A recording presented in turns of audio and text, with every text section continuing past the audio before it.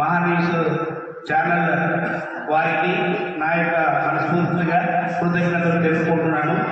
ముందు ఇంకా ఇటువంటి మంచి కార్యక్రమాలు పిల్లలలో పెంపొందించాలని అన్ని స్కూళ్ళలో కూడా ఇటువంటి కార్యక్రమాలు ఏదైనా ఇంపార్టెంట్ ఫంక్షన్స్ మనకు ఆగస్ట్ 15 కానీ తర్వాత జనవరి 26 రిపబ్లిక్ డే సందర్భంగా కానీ ఏదైనా ఇంపార్టెంట్ ఫెస్టివల్స్ అప్పుడు కానీ ఇటువంటి కార్యక్రమాలు జరిపించి ఇంకా ముందు మంచి కార్యక్రమాలు చేయవాలని మనస్ఫూర్తిగా కోరుకుంటూ ఈ అవకాశం ఇచ్చినటువంటి ఇక్కడ ఉన్నటువంటి స్కూల్ యాజమాన్యానికి మహాన్యూస్ వారికి నా యొక్క ధన్యవాదాలు తెలుపుకుంటూ పిల్లలు కూడా భవిష్యత్తులో ఏ కాంపిటీషన్ ఎగ్జామ్ అయినా కూడా ఇటువంటి మంచి కార్యక్రమాల్లో ఖచ్చితంగా పాల్గొని మీరు మీ యొక్క మనసులోని భావాలను మీరు ఏదైతే మంచి సందేశాన్ని ఇవ్వాలనుకున్నారో ఆ సందేశాన్ని మీ యొక్క నైపుణ్యం ద్వారా ఇటువంటి అవకాశం వచ్చినప్పుడు ఒక కాంపిటేటివ్ స్పిరిట్తో దాంట్లో ఖచ్చితంగా మనం ఫస్ట్ వస్తామా సెకండ్ వస్తామా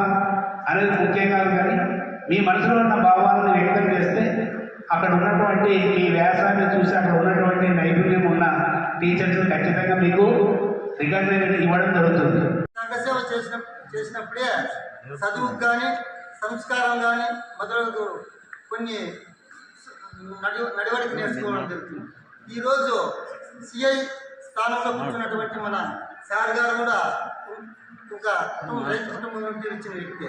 ఆ వ్యక్తి ఈరోజు ఒక సిఐ సర్కిల్ ఇన్స్పెక్టర్ స్థానంలో ఇక్కడ కూర్చున్నారంటే అది ఆయన క్రమశిక్షణ ఎప్పుడు ఉంటుందో, సంస్కారం ఎప్పుడు ఉంటుందో జనాల్లో కానీ ప్రభుత్వంలో కానీ ఎక్కడైనా కానీ ఒక ఒక ఒక అభిప్రాయం అనేది ఏర్పడుతుంది. ఫలానా వ్యక్తి అంటే ఒక సంఘసేవకుడు లేకపోతే ఒక క్రమశిక్షణతో పనిచేస్తాడనే ఒక భావన ఏర్పడుతుంది. అందుకోసం చిన్నారులు ప్రతి ఒక్కరూ మనము చదువు ఎంత ముఖ్యమో సంస్కారం అంతే ముఖ్యం, సంస్కారం ఎంత ముఖ్యమో సంఘసేవ కూడా అంతే ముఖ్యం.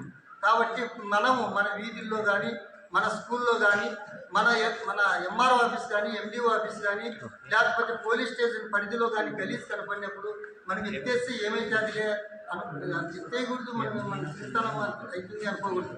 దాన్ని తీసి పక్కకు పారేసి ఆ రాయి పక్కకు పాడేయడము పక్కకు పారేయడం పోతే అది మనల్ని చూసి ఇంకా 10 మంది నేర్చుకుంటారు.